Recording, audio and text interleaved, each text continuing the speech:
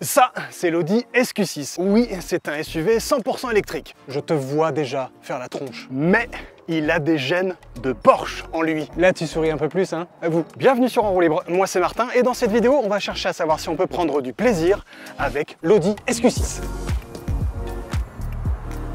Dans cette vidéo, on ne va pas détailler toutes les spécificités intérieures, extérieures, les capacités de charge, les capacités longue distance de ce tout nouveau Q6 e-tron de chez Audi. Non, ça, on l'a réservé à une autre vidéo, un long road trip de quasiment 1000 km qu'on a parcouru à son volant. Donc si tu veux en savoir beaucoup plus, rue-toi vers la vidéo en question. Ici, on va se concentrer sur une notion qui peut paraître antinomique, surtout avec ce genre de gros véhicules SUVisants, l'émotion qu'ils peuvent procurer. Je te vois venir gros comme une maison. Tu vas me dire SUV plus électrique égale ennui mortel assuré.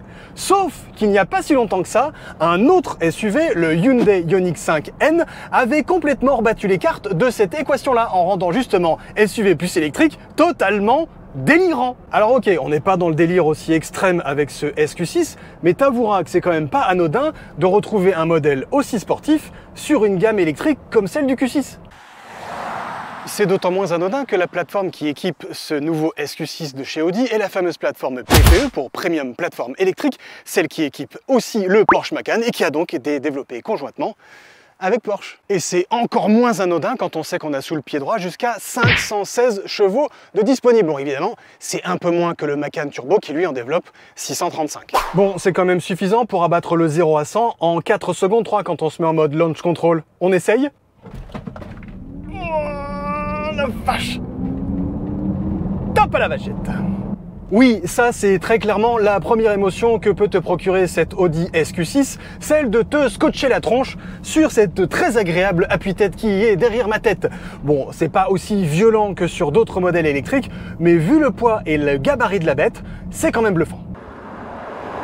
Catapulter, t'avoueras que c'est facile, mais la vraie et pure émotion, c'est celle qu'on trouve normalement quand il s'agit de tourner et ou de freiner. Et celle-là, pour la délivrer correctement, c'est pas évident. D'autant que 2350 kg, dont 590 kg de batterie, c'est normalement l'ennemi absolu du dynamisme, non? En fait, tout va dépendre de la manière dont va être réparti le poids. Le poids, il est conséquent, on vient de le dire, mais grâce à la plateforme PPE qui équipe ce SQ6, eh ben on a une répartition sous la ligne de flottaison et surtout une répartition du poids avant-arrière proche normalement de l'idéal 50-50. Le SQ6 dispose de deux moteurs, un à l'avant qui nous délivre 190 chevaux au maximum et 275 Nm de couple au maximum là encore, et un autre à l'arrière qui délivre jusqu'à 380 chevaux et jusqu'à 580 Nm.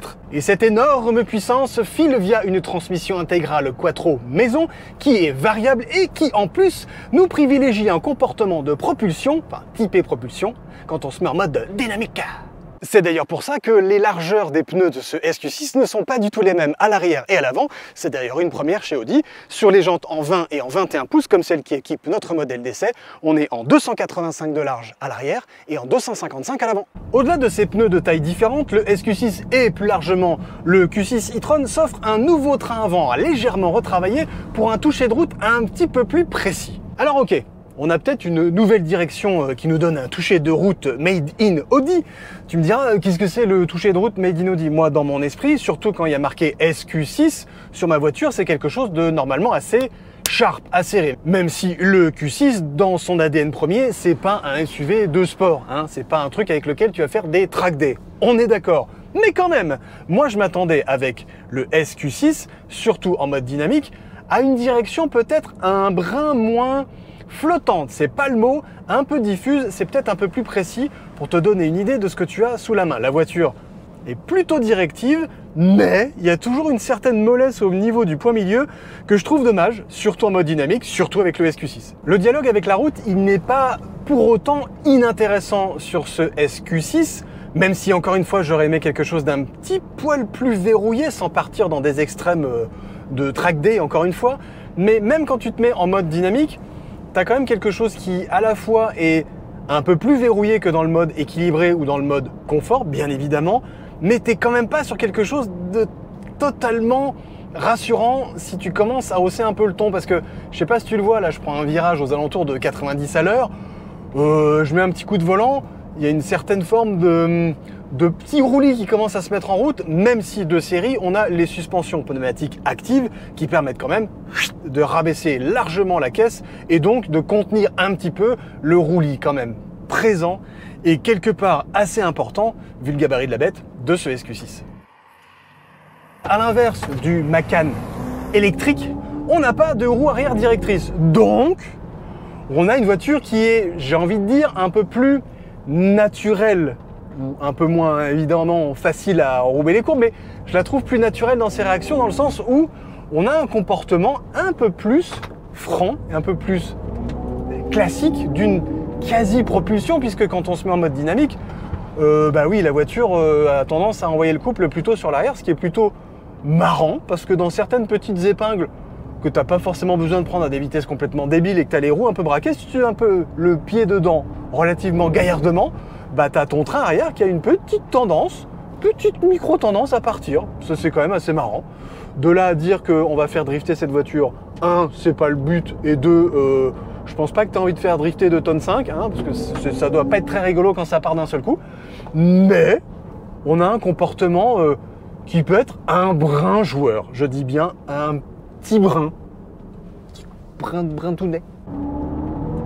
Ouais, ce qui est cool avec ce SQ6, c'est du fait de sa transmission quattro, bah évidemment tu peux lui demander relativement tôt en courbe sans avoir l'impression d'avoir une voiture qui va partir en dehors du virage tout de suite. Il y a quand même quelque chose, une manière de s'inscrire dans la courbe qui est pas inintéressante. Encore une fois, on n'a pas de roue arrière directrice. Donc quand même, voilà, on a quelque chose qui pivote pas si mal. Tu peux presque la faire pivoter au frein. Hop, voilà, tu vois, hop, elle se met bien sur ses appuis. Évidemment, hein, encore une fois, ça reste lourd, ça reste un peu dandinant, mais ça peut faire la blague si tu as envie de faire mumuse et de faire vomir tous tes passagers. Hein. Ça, c'est pas un problème du tout. Il faudra juste prévoir le petit sac à vomi et aussi les filets pour pas que tout ton bordel dans le coffre se balade comme c'est le cas en ce moment. Parce que là, c'est un peu une catastrophe. Qui dit capacité d'accélération importante, comme dans toute voiture électrique qui se respecte, dit aussi qu'il faudra quand même, à un moment ou à un autre, ralentir la bête et donc la freiner. C'est comment le freinage avec cette Audi SQ6? Eh bien écoute, je vais pas y aller par 40 chemins, c'est pas mal du tout. C'est pas évidemment, encore une fois, au niveau de n'importe quel sportif de la gamme RS, de chez Audi, bien évidemment, mais tu te retrouves pas avec quelque chose, tu sais, cette espèce de grand écart que tu peux avoir sur certaines voitures électriques qui sont évidemment très puissantes, qui ont des mises en vitesse très promptes, mais qui ont des capacités de freinage pas au même niveau, quoi, hein, et puis des masses à se freiner qui sont un peu trop conséquentes. Là, ce SQ6, évidemment, encore une fois, il y a de la masse à freiner, mais le toucher de pédale est 1 franc, 2 relativement naturel, voire même carrément naturel, surtout si tu enlèves la régénération, parce que oui, tu as plusieurs modes évidemment de régénération que tu gères avec les petites palettes qui sont sous le volant, comme des vitesses. Là, je mets la régénération un petit peu plus forte, et tu peux même aller encore un cran au-dessus en mettant le mode B, ce que je ne vais pas faire parce que j'ai pas envie de l'enclencher parce qu'il freine vraiment très fort. Et ce qui est intéressant dans cette voiture-là, c'est que les deux modes de freinage, la régénération et le frein, on va dire, mécanique classique, ne sont pas en train de faire des duels un peu bizarres comme ça a pu être le cas sur certaines autos électriques qu'on a pu tester sur cette chaîne. Ici, on a un dialogue qui est plutôt franc, plutôt normal, et du coup, le toucher de pédale et donc le freinage est lui aussi relativement normal et on n'est pas perdu du tout. Donc ça, à ce niveau-là, c'est plutôt très bien. Il y a une émotion avec laquelle le SQ6 et le Q6 e-tron ne jouent pas trop, et c'est quelque part peut-être pas plus mal, c'est l'émotion sonore. Parce que bon, évidemment, on est dans une voiture électrique, donc j'enfonce la porte ouverte qui va bien, ça ne fait pas beaucoup de bruit. Mais tu le sais, certains constructeurs ont pour habitude, une pas très bonne habitude entre nous, de mettre des vrais faux sons plus ou moins fake, plus ou moins dégueulasses. Ici, voilà, tu as une présence sonore qui te dit que tu accélères et qui te donne quand même une indication de vitesse de ta voiture, sans partir dans un délire synthétique complètement starbé dont certains constructeurs abusent. Donc à ce niveau-là, l'émotion sonore, elle n'est pas gigantesque, mais ça va, tu as une espèce de petite vibration, c'est pas un son totalement fake, on cherche pas à recréer un environnement sonore de V8 un peu débile, c'est plutôt pas mal. Donc j'ai envie de dire, c'est ni bien ni pas bien, c'est juste ce qu'il faut pour un SUV électrique. Et puis l'un des trucs qui me dérange aussi avec cette Audi SQ6, qui est censé être normalement le modèle le plus starbé, le plus exclusif, le plus sportif, un modèle qui se différencie par rapport au reste de la gamme Q6, c'est le fait que à l'intérieur, À part quelques petites surpiqûres à peine visibles ici ou là, bon évidemment avec les sièges un poil baquéisants, j'ai envie de te dire, tu te retrouves pas dans un univers fondamentalement sportif, ni dans un univers totalement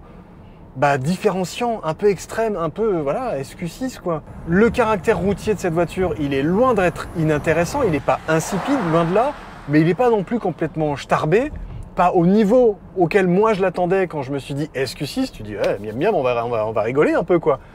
C'est pareil à l'intérieur, ça manque un petit peu d'exclusivité, ça manque un petit peu, presque j'ai envie de dire, ouais, de caractère.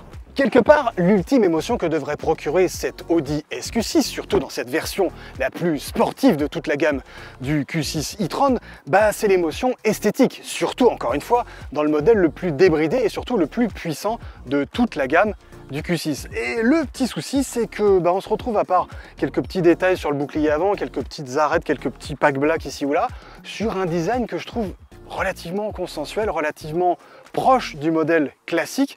Et en ça, je trouve ça un peu dommage, parce que moi, normalement, quand il y a marqué S chez Audi, je m'attends à quelque chose d'un petit peu plus sportif, d'un petit peu plus énervé, donc d'avoir une émotion esthétique un petit peu plus grande.